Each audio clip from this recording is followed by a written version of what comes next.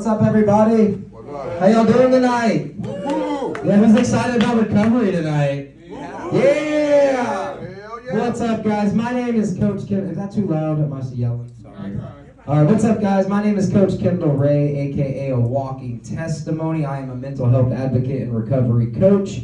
Since January 1st, 2022, I have been walking across the United States of America for mental health awareness and recovery. I walk in proxy and remembrance of our loved ones that are no longer with us due to mental health and or recovery issues, and for the ones that are still struggling. As somebody who has personally tried to take my life twice, overdosed too many times. I've been in county jail 11 times, prison twice. I'm 31 years old with 13 felony convictions on my record. I'm a firm believer that my past does not define me and that there is always hope.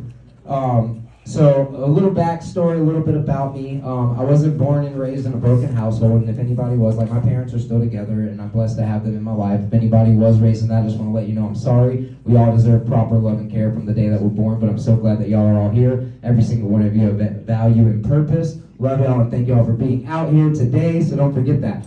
But yeah. Born and raised with my parents, grew up in a Christian household. I was in church every Sunday morning, Sunday night, Wednesday night, anything in between. I did private schooling and homeschooling for a while. My first year in public school was like 5th grade. Raised in a pretty good household, but did have my own personal issues. I think every single one of us, I'll put it like this, raise your hand if you've ever had a bad day. Boom, I got pretty much everybody pretty much. We all have bad days. That means every single one of us are affected by mental health. That doesn't mean that we all deal with depression or that we all have diagnoses or things like that. We all have good days or bad days. We all have things that make us want to think negatively about what's going on around us. And then we all have times that we want to think the positive things that go around us. I spent so long living in pure negativity, hating myself and hating life and everything around me. And I'm thankful that I'm here today and I can live life with positivity. Not every day is easy. I'm not going to tell you every day is going to be easy. I'm not going to sugarcoat anything or fake it. But every day is awesome that we get to wake up on this side of the dirt. So a little bit about my depression and everything. So I do walk for recovery. Now, recovery mainly is substance abuse in most people's eyes, but it's also open to interpretation for so many things. Before I ever knew what drugs were, I had a massive addiction to lying, stealing, and pornography at a very young age. That led me down a crazy destructive path where I was stealing people's credit cards and doing all this crazy stuff and just acting wild. I was sexually abused in the church at a very, very young age. I didn't realize the severity of that till a few years later, but with that and then realizing that and just other things, I ended up developing a eating problem. A dude in our church, he was a Little Debbie vendor. Y'all know Little Debbie's little snacks, like, you know, oatmeal, cream pie, all that stuff, the Star Crunches. So we had this vendor that at our church, he would give us all these boxes of expired Little Debbies, but they were still good to eat, but it was just like shelf life. They couldn't be on the shelf anymore. So like the Cosmic Christmas Tree brownies, that was like my biggest addiction in life. One of my biggest addictions in life. Ended up gaining all this weight to the point where I just wasn't uncomfortable with myself. I wasn't happy with myself. I had no self-esteem. And then dealing with what had happened when I was a little bit younger in church and different things like that, I developed this massive depression where I just didn't want to. I was a person that could get along with anybody and could talk to people, but I didn't like myself or anybody around me. Like, I would act like I did, but I didn't. Got to the point where my freshman year of high school, I ended up saving up some money from lunch and stuff like that, reaching out to a kid in school and said, hey man, like, I need a gun. Ended up buying this gun. I took it back to the apartment complex that we were living in. So we had these apartments, and out in the parking lot across the street, there's these garages, and on the backside of the garages are these woods. So I went behind these garages and had a little talk with myself, talking about how I didn't want to be here anymore, that everybody and the world would be a better place if I wasn't around, because what could I possibly be any good for? And that's where my mind was. To the point that I put the gun to my head and had my own little talk to myself and said, this is it. And I went to go pull the trigger, and boom, the gun jammed and nothing happened. Almost immediately, I turned the gun around and fired again, and the gun shot. Meaning that nothing was wrong with the gun, and I shouldn't be here today, but God had other plans. Unfortunately, not everybody that takes that type of step or action can stand here and say that they're still here today. And this is literally why I walk, guys. And real quick, through this journey, from day one on the journey, I decided to put this shirt together. This shirt says a walking testimony at the top and the journey of a lifetime at the top on the back. Each shirt is 180 names, 90 on the front, 90 on the back, of beautiful souls that are no longer with us due to mental health and or recovery issues, drug overdose, suicide, etc. Even though they're no longer with us, they're still being remembered and getting the journey of a lifetime. Anybody familiar with the artist Macklemore, singer, rapper, whatever, thrift shop and all that stuff? Well, he has one song, and in the song it says, they say that you die twice. The first time is when they bury you in the grave, and the second time is the last time that somebody mentions your name. The first time's already hard enough. Have anybody ever lost a loved one due to any of these causes or anything like that? It's always hard to lose somebody. It's always heartbreaking. That first time's always bad enough. We never want anybody to get that second one, so that's why we want to make sure that all of them are being remembered and being honored, because it's such a real thing that so many people struggle with. And now with fentanyl out there, it's first-time users, first-time relapsers that don't get to come back all the time. I think, if I'm not mistaken, when I started this journey and starting to do the numbers, from December of 2021 to December of 2022, it was over 109,600 something people that lost their, and I walk for mental health and recovery. This is recovery alone. To overdoses. I think they said 70 to 80% of those overdoses were fentanyl related alone. Meaning, if fentanyl weren't around, it's always heartbreaking regardless. If fentanyl wasn't around, that would be over 80,000 people a year, or just that year alone, that would still be here if fentanyl wasn't around. Not to ever glorify using when I use or anything like that, but it was totally different then than it is now. The addiction and the struggle, always a real thing. Now it's literally life and death. You have to worry about your friends having Narcan in your pocket just to go use, and it's a heartbreaking thing, because it's not just random people. These are our mothers, our fathers, our brothers, our sisters, our sons, our daughters, our aunts, our uncles, our loved ones, our friends, the homies we grew up with, and all of that, man. It hits so close to home for so many people. And the fact that we're all here today, even standing with another breath, means that we have an opportunity to change our life, go out there and do something great, because there's so many people struggling that I feel like they never make it out. So after that first time I tried to take my life, just started going down this destructive path. I didn't even know what drugs were at that point. I was like 14. I had never seen drugs or anything like that till I turned 15, and then it was downhill from there. So like I said, I developed this massive addiction to lying and stealing and all this other stuff. Add drugs and then hanging out with people that are just living very destructive lifestyles. It was all over from there. Me, I'm an adrenaline junkie. To this day, I'm still an adrenaline junkie. I look back and look at all the different things I did every time I used drugs. Okay, yeah, let's get that thing going right. Sorry. But every time I used drugs, it wasn't just to use, it was to see how many I could do and get away with doing it.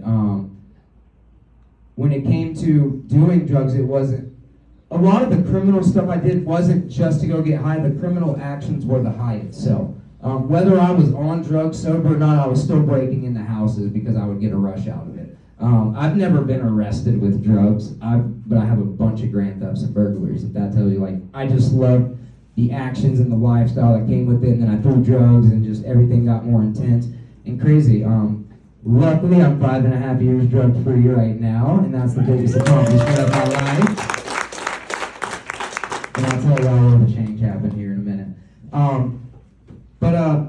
All that stuff started I was supposed to join the Marine Corps right out of high school. I joined the delayed entry program. I swore in and everything. I lived with my recruiter for a couple months. I was about 1 month from shipping out to Paris Island to go to boot camp and got arrested, and then got put in a program, and I kept violating all this stuff, and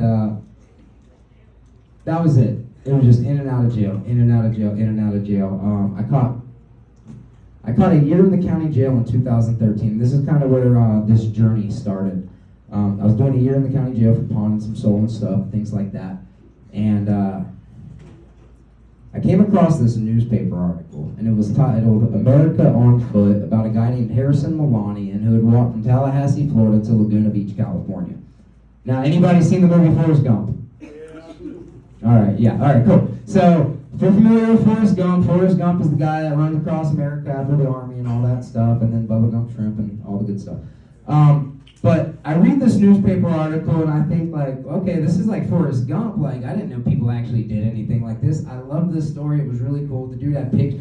I remember one of the pictures. It's just this random dude in a cafe with these people, and like he just takes a picture. I'm like people enjoy that. Like, that was pretty cool. I want to do something like that. So 2014, before I changed my life or anything, I decided that I wanted to walk across America, and I was going to put a walk to take off January 1st, 2015. But guess what? I had to change my life, so it didn't work out like that. No, so I started telling everybody I was going to walk across America. I had got out of the county jail. I reached out to Harrison Melanian on Facebook, and the cool thing is he actually just reached out to me recently, and this was in 2013 or 2014. So just recently, he reached out and was like, "Dude, I'm sorry I never got back to you that one day," because we had a few conversations, but then I had asked him about something and he never got back to me. He's like, "Do you think that would have changed something?" I was like, "Honestly, bro, like, no, like, just because you responded wouldn't have changed how I was living then. It was supposed to wait till now." Once I make it back to Florida, he's actually going to come walk some miles with me, so I'm super excited about that. It's going to be epic. But I reached out to him and I was like, "Hey man, I loved your story. Walking across America, that's epic. Like, who does stuff like that? Tell me a little bit about it, and like, could you give me some advice? I want to do something like that." Excuse me. I talk a lot. And then I yell on the side of the road while I'm live streaming over the cars. So much better. All right, so I reach out and basically tells me it was a life-changing journey for the better. The only thing that he would have done different was walk for a cause. So I'm like, okay, cool. I'm going to go walk for a cause. So I go on Facebook, I'm like, "Hey guys, I want to walk across America starting January 1st, 2015. Walk from Florida to California. I need to walk for a cause. Anybody have a good idea?" A bunch of people reached out with different stuff, and I ended up picking 2 different causes that were totally irrelevant to my life. One was cerebral palsy, and the other one was lung cancer. Now, I'm still far from perfect. I still smoke cigarettes, but I was smoking 2 packs a day trying to walk for lung cancer. It just didn't make sense. And it was kind of like recovery. Okay, I like the idea of wanting to walk across America for so long. Just like for so long, I like the idea of recovery and wanting to get clean. I wanted everything that came with it. I just didn't want to do the one thing that mattered and give up the substance itself, give up the crazy lifestyle itself. But I wanted everything that came with it, the restoration of families, being able to get a job and not worry, being able to save up a little bit of money and not worrying about dying every time I use. You know what I mean? So I was like, okay, boom, I'm going to take off January 1st, 2015 and walk for cerebral palsy and lung cancer. My life wasn't changed. I was still breaking into houses and doing stupid stuff. I ended up getting in a situation with this girl I was dating. She got held hostage and just a whole bunch of crazy stuff happened. I ended up going to jail for getting in a fight with neighbors. I got jumped by like 6 neighbors, but I wouldn't shut up, so they just had to take me to jail. Like, the police told me, like, "We're going to let you go, you just wouldn't shut up," and I don't remember none of it. Because of that, I got put on probation, so I was going to have to wait at least 6 months to try to finish probation. And for the record, I have never, ever completed probation. I've been on probation like more than 10 times. I violated every single time, and it's just not for me. But I also wasn't living right. I probably could do it now, but Lord, we pray we never have to do that again. And if anybody is on probation or anything like that, you got this. Keep your head up and stay strong. Keep moving forward because life gets so much better. I promise you. It's not always easy, but it will get better. So I thought I was going to take off January 1st, 2015. Because of that situation, put on probation, I was going to push it back 6 months. January 1st, 2015, the day I was originally supposed to take off, what do? Well, I had nowhere to go. It was raining out in the middle of Penny Farms, Florida, which is like a retirement community. There was a building that was a salon shop and a post office with a wall in between. The girl I was dating at the time, who had just left me that same day to go cheat on me with the plug, left me hanging. I ended up sleeping in the woods next to her house, and it started raining on me New Year's Day. I go into the post office because I didn't have a key to the salon shop, and I was going to charge my phone, and then I realized I was tired, but I didn't want somebody to come in and check their mail. So I ended up getting into like the back part of the post office where they stock all the mail, and I just wanted to sleep, and then the first thing I see was a check, and I'm like, gosh, I know a gas station that'll cash that for me, no questions asked. And then I turn around, and it was all these open bins just in stacks of boxes. So I go over there, and I find a Christmas card, and I open it, and I had cash, and I was like, oh my gosh, I can wait and grabbed a white postal bin and just started swiping everybody's mail into this thing. Got away with it that day, came back the very next day to do it again, got into the safe and everything, and then boom, the FBI, the Secret Service, and everybody else show up, and I go to prison. Yeah, it was bad. It was bad. I saw a huge police presence that night. I want to say there was a few cop cars. There was a bunch of postal agents, Secret Service, FBI, like 40 cop cars, everything. I didn't even get charged federally either. I had all these people. It was weird. This specific post office didn't have a security system or a camera. I want to say that they didn't want like the publicity, so they charged me with a burglary to a structure conveyance. And they could have hit me with a felony for every single individual open piece of mail if they wanted to, and they had every right to. And I could have got hit with like 100 felonies, easy. I got blessed. I got super blessed on that. That just shows me like I had so much more purpose in my life than I would have ever known. You know what I'm saying? And I had to figure it out hard ways, but at the same time, I got blessed more than a lot of people do. I know a lot of people that have got locked up for less than I've done, that have done a lot more time, and it sucks. It's stupid. The justice system can be really crappy. But me personally, I was fortunate with some of the things. But either way, I ended up going to prison. Got out of prison, violated 3 times. Judge ended up dropping my probation with a whole year left because I had a full-time job and I was paying towards my fines. He said, I don't want to see you back in the courtroom. About 2 months later, and this was 2017, 2 days before Mother's Day, me and my friends were doing a bunch of acid cocaine in our garage, in my parents' garage. And we ended up leaving in the middle of the night, walking down the road to go get some cigarettes and drinks and stuff. We come back and my parents locked us out. Now it's like 2 in the morning. And I'm like, okay, we got to get back in the house. So the garage has this window. I crawl through the window to open up the back door to the garage. We hang out in the garage. My parents wake up. They come out there and try to get us to leave, and I'm like, yo, like, we're not going nowhere, like, my homeboy's right there, and he's got the weed. My parents, like, get out of here. I'm like, nah, bro, sit there and roll the blunt, like, we're gonna stay. And I was just completely disrespectful and rude to my family, my situation, the house. I treated it like it was my place, and it wasn't. At the end of the day, my dad, who is disabled, like, completely disabled, we got in a big argument, and he ended up picking up a guitar to go swing it at me because I was just being so dumb, and I missed, and it hit my mom in the nose and broke her nose like 2 days before Mother's Day. Right then, something struck at me, and like all I saw was red, started taking off on my dad. We ended up getting to this big argument that led to him basically losing his consciousness on the garage floor after CPR and stuff. He came back right before the cops got there. Could have ended up being a lot worse, but I ended up getting an injunction on my dad and domestic violence. I got bonded out from a girl I was dating at that time. Like a month later, she ends up bonding me out, but I wasn't allowed back at the house. My mom ran a four-story like climatized self-storage place. So she had a storage unit on the 4th floor, so I was just sleeping in her unit. While I'm sleeping in her unit, I'm breaking into a bunch of other storage units trying to figure out what I could find and take and sell to my homeboys that sell drugs and will take stolen stuff. So ended up hitting like this $20,000 guitar collection at my mom's work, and went and dropped it off to my best friend, who is the first name on the first edition of one of these shirts, who died like the day before I got locked up. Did all that. While I'm homeless, a couple of my homeboys hit me up, like, hey bro, we want to go kick in the door. You want to go kick in the door? I was like, bro, I don't live that life anymore. Kind of changed on that, not going to do it. Like, bro, we really need you. You want to come? Now, I guess that was kind of wrong with me, but I was like, I'm going to put it in my girlfriend's hands. If she tells me not to go, then I won't go. But if she don't say nothing, I'll go. She never told me not to go, so I was like, let's go. One thing I didn't know before we kicked in this door is that one of my co-defendants with 2 totally different people went to the same exact house a month before and held everybody up with shotguns, took their phones and guns and safes and everything like that. So one of my co-defendants ended up getting a home invasion charge when that caught up to him. But I didn't realize that. We kick in the door, we go upstairs. About a minute later, the alarms go off. They had cameras inside because of what happened the month before. Ironic. So we go in, never jumped 15 stairs in my life, but I jumped 15 stairs down that day. Made it, ran out. A few weeks later, I ended up getting caught up. They got caught up before me, but I ended up getting caught up.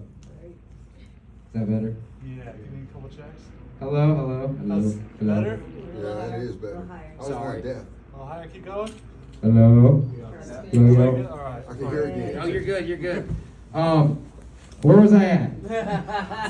No, you're okay. I have a bad time. You jumped down 15 steps? Oh yeah, I jumped down the 15 steps, ran to the car. On our way out of the neighborhood, we see the cops come in, and then boom, a few weeks later, I get the phone call like, hey bro, so-and-so and so-and-so is over here at this gas station, get K9 down. I'm like, oh man, I'm probably next, coming soon. And guess what? Just a couple weeks later, I end up getting in trouble, go to prison, caught 5 years. So, yeah. The day I got sentenced to the 5 years, my mom came in the courtroom and begged my judge to sentence me to rehab. And I'm sitting there looking at her like, why are you going to ask him to give me more time than he's already sentencing me to?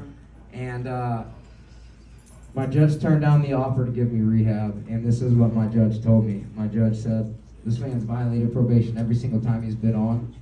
He obviously has a support system. Look at all these character reference letters that people wrote. Yes, we sentence people to rehab. Yes, a community and stuff like that is good to have when it comes to recovery. He was like, but if this man does not want to get right, he's not going to get right. He put it on me to get right. He didn't put it on anybody else, because at the end of the day, I can't put it on anybody else either. So he tells me that he's not sentencing me to rehab just the 5 years. I'm like, yes, I'm not doing extra time. Thank God, this is awesome. But I was happy for the wrong reasons at the time. It was only because I'm not doing extra time. It's not because, okay, now I can change up my life because I got blessed. It was, I'm getting out sooner, right back to it. 2.5 years in, after being in fights and bringing stuff through the gate and risking my time, getting extra time and new charges over and over and over, something finally clicked in my head, said I don't want to live like this anymore. My mom brought it to my attention last year that my recovery date, which is April 12, 2019, about a week before that was like the first time that my dad actually came and visited me in prison. After that fight, we got in on the garage floor, so there was healing in there subconsciously that I didn't catch at first, but I can tell you that healing was a big part of my recovery. And this is another thing. When it comes to jail and prison, drugs are just as easy, if not easier, to get than they are on the streets. It's not who you got to call, this, that, and the other. It's what bunk do I got to go to in the dorm I'm already in so many square feet to find what I'm looking for. And that's how it is. Now, I didn't use in prison a lot. Honestly, what I did in prison was something I never did on the streets. And it's something that people use to get off drugs. I did Suboxone in prison like 10 times. And most of the time it was because somebody just gave it to me for free. But one day I got in an argument with somebody that was trying to give me it for free, but we were arguing about something else, and I was like, you know what, you can have that. And then it was just a couple days later that I was like, you know what, I don't think I want to do this anymore. And at the same time, all that depression that I got from being a bigger kid and trying to take my life and all that stuff with my weight, years of running the streets and lots of drugs and sweat and all that stuff, I lost all that weight. Now I'm back in prison for a couple of years, just eating on my bunk all day. I done picked it all up again. My nickname goes from the buddies that I'm joking around in prison, I go from Kyndal to BBK. BBK stood for Bad Bodied Kyndal, and I hated it. I would joke about it with them, but I hated it. And it was the same people that are asking me to come out and work out with them every day. And these guys were the most elite workout people I've ever seen, especially on a prison compound. I would watch people go out there, work out one day, and never go back out with these guys. First time I went out there with them, we did a timed mile. I think it was like a 12-minute, 20-second something. I did my time mile. I think like 6 to 8 months later, I did a 5-minute, 57-second mile with these guys. I shredded so much weight so fast, working on myself so hard, that my nickname went from BBK, Bad Bodied Kyndal, to Roger from American Dad, because my head was too big for my body and I hadn't filled into it yet. And I know it sounds funny, but that is a literal thing that happened. People were like, Roger, what's up, boy? Roger back at it today, going hard. And I'm like, yeah, I'm back at it. I'm going to go hard every single day. But I learned what I was capable of. I went from barely being able to do 2 push-ups to I went to where I could do 200 burpees with a jump straight. And I did, even though people that I worked out with, like, they hated burpees. Like, we did them, but they hated it. They're like, bro, you're crazy. Like, I'd write down my goals. I wrote down a goal list, and I went by the 3 G's. God first, go hard, and grow up. Those were my spiritual goals, my mental goals, and my physical goals. And I would write down some of the craziest physical goals. We had We had a track that we would run 3.5 laps, and that was our mile. I bear crawled this whole lap without letting my knees touch the ground. Like, people looked at me like I was crazy. I just wanted to see if I was capable of doing it. I pushed myself so hard. Every single day I finished a workout, got that shower, and was able to relax. Something was complete. I felt fulfilled for the day. That automatically boosted my mental health. And it's weird because people are like, how are you able to do it day after day after day? Just go out here and walk 20 miles, walk 20 miles, walk 20 miles. And don't get me wrong, I don't walk 20 miles every day. But every single time I complete, it does something to my mental health. It's like, it makes me feel good. On top of I get to meet so many amazing people along the way. It's epic. And to shed light on mental health and recovery, it's really epic. So I made that life change. Started working out really hard. My last year in prison, I was in a work release program where I had an ankle monitor. I worked a full-time job. I had a phone and everything. I had to stay at a facility. I think we had like 16. I went from 70 men to 16 men in a bunk. That was in a dorm. Like, that got a lot better, and it still sucked. Like, living out here alone is pretty good compared to all that. But that last year in work release, I was talking to this girl. It was coming to see me at my work, and I really thought it was going to be something. And then the dude that she talked crap about the most, her baby daddy, who was in prison at the time, gets out of prison, and guess what? Now I'm the last thought, and he's right back there. Both of them, unfortunately, are in prison for murder now. I literally dodged a bullet, but, prayers for the families and all that whole situation. It's a sad situation. But it was like within like so many days of me realizing that I wasn't going to work out with her, I remember, sorry.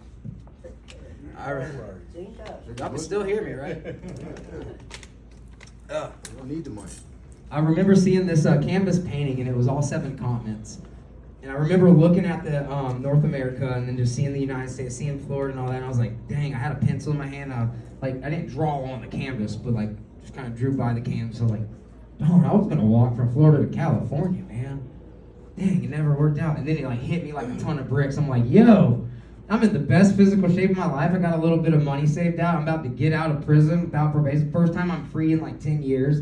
I was like, I think I can go do this thing. So I started talking about it on social media, like, guys, I want to go walk across America when I get out, take off January 1st, 2022.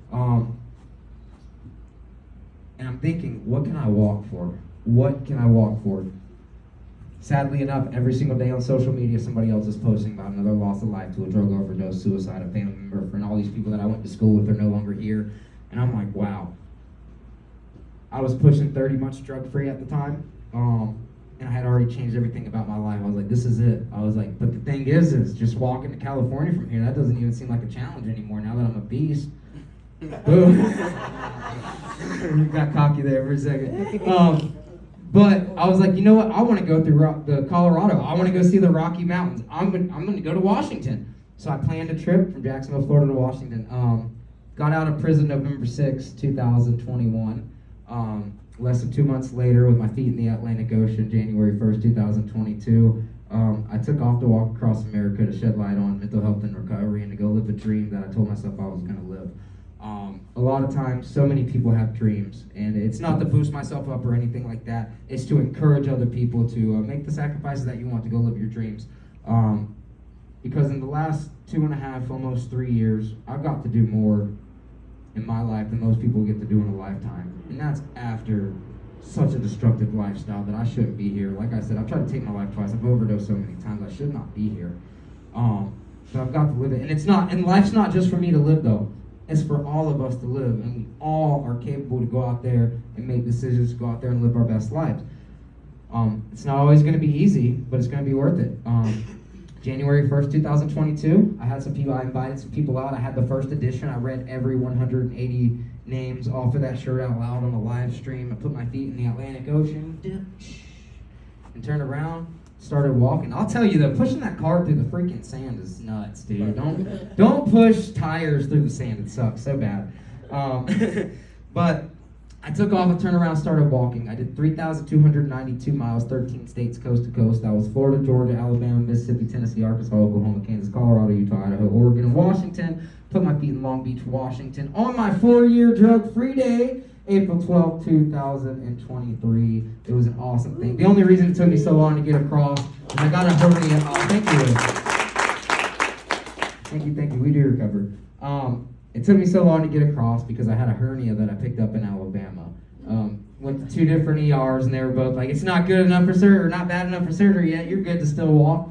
Ended up walking to Colorado. It got so bad I had to get emergency Medicaid and have surgery. Now my beautiful girlfriend Paige, who I actually met in Oklahoma, walking through her city, and we're like, that was June 19th, 2022, and we're still good. So yeah, met her walking through her city. She came out to Colorado and picked me up. She came out there, hung out for her birthday, picked me up. I came back, went back to Colorado for the surgery, drove back to her house for the healing, did a 120-mile walk from Oklahoma City back to her house just to make sure I was healed up after a couple months. Went and got back on the road, picked back up day 209, November 9th, 2022, Manitou Springs, Colorado. Being from Florida, it doesn't snow, so the very next day I saw snow fall in the sky for the first time, then walked through the Rockies of Colorado, went through the highest city in North America, 10,200 feet, Leadville, Colorado, in negative 11-degree weather. People literally gave me ski goggles, a whole like a 70s retro ski suit. Somebody gave me a Carhartt jacket, a Carhartt hoodie, thermal. Like, people just gave me all the stuff I needed to make it through the winter. It was epic. Snow boots. I ain't gonna lie though, they gave me like size 11 snow boots. They were way too big, and I hated wearing them. But I made it through that, and all of that stuff affected my mental health because I made it through. I kept completing all of these crazy goals, and people are like, Kyndal, wait till the winter's over. Wait till this weather. Wait till that. And I'm like, guys, I just want to make it. I just want to, man, the surgery set me back so bad. I busted my butt to make it to the Pacific Ocean. So after I finished Coast to Coast, I took a little break, and then I realized I'm not done. I still got more walking to do. So I decided to go back out to Washington, pick up in Long Beach. I was like, you know what, I'm going to go walk up to La Push, Washington, which if there's any like Twilight fans or anything, that's where that movie's based out of, Forks, Washington. But went over there, hiked all the beaches down there, walked to Cape of Lava, Washington, which is the true most western point. Some people will say Cape Blanco in Oregon. I apologize, you are wrong. But Cape of Lava is the true most western point. And then Cape Flattery is the most northwestern point of the United States, and that's in Neah Bay, Washington. Made it all the way up there, and walked back to Long Beach. On my way back down to Long Beach, Washington, I met some bikers in Forks, Washington at a campsite that were biking all 4 corners, and I was like, yo, I want to walk it. So that's what I was like. I just went on Facebook. I was like, guys, I'm adding to the route. I'm going to just head down the west coast to San Diego, then I'll walk back to Florida, down to the Keys and up to Maine. So right now I just hit Nevada. Or Nevada. The big debate. I'm a tomato. I might say it wrong here and there. Don't hate me. But just crossing Nevada, doing that makes 15 states, 16 states if you count the fact that I walked Oregon twice, 2 different sections at 2 totally different times. The whole Columbia River Gorge, making it to coast, and then after heading down the south coast, I walked the Oregon coast. Did over like 1,400 miles in California alone. That's a crappy state for walking, man. It's a beautiful state, but man, so long for walking. But finally, guys, here we are, Las Vegas, fabulous Las Vegas. What up? I officially, so yesterday I walked the 7 Magic Mountains and a couple miles past that. Today I got a ride back to where I left off to officially make walking it in here. And man, thank you so much for reaching out, let me come share my story. I really appreciate it. It's just I'm thankful for every breath that we get. I'm a firm believer that there is hope, that our past don't define us. My past did help shape me into the man I am today, and I'm proud of who I am today. But if my past defined me, I promise you I would not be standing here right now. I worked so hard on myself. I put so much time and energy into this journey, into this mission, but it's so worth it. I get to do so much cool stuff. I get to see so many cool people, and then I get to come and share my story. And this is what it's about. It's mental health and recovery, guys. There's so many people that feel so hopeless, that feel like they are alone. Sometimes in a room full of people, you could be someone that feels so alone. It feels like nobody knows what you're going through. At this time in life, so many people have gone through so much. I don't think that there's anything that any single one of us as an individual could go through that somebody else hasn't been through before. Meaning, you are not alone. Anybody struggling, have a hard time, and maybe you're embarrassed about trying to reach out to somebody, for one, you should never be ashamed because it's just something that happens. But if you are, there is a 998 crisis hotline, guys, and I like to mention it just because if anybody's ever struggling and you do need to call somebody or let somebody know, you can text, call, email, 998 crisis hotline. Somebody's always going to be there for you, whatever you're going through. But I'm so thankful that every single one of you are here today. Over 5,923 miles, 15 states, walked across the United States. It's still got a long way to go. It's probably going to be a 10,000 plus mile journey. If any of y'all are on social media, A Walking Testimony, plug that in Google, A Walking Testimony, Walking Across America. You'll get all my social media. I'm on TikTok, Instagram, YouTube, all of it. But we're out here to spread a positive message, be a bright light in a dark place, let people know that we can overcome adversity and spread love and positivity and kindness in the process. So thank you so very much. We do recover for all the testimony. If anybody does have a few questions, I'll answer a couple questions for anybody that does have any. If there's anything I missed or any little things like how many shoes that's one of the biggest questions I get. And I'll go ahead and answer that one. I've been through 13 full pairs of shoes, and I have 2 pair that both are almost worn out, so I'll retire up to 15 here in the next few weeks. So, What's yes, the sir. best walking shoe? Oh, raise your hand, sir. Yes, sir. What was the method you used to get to the 1,000 burpees a day? Prison. Doing a lot smaller amounts of burpees every day.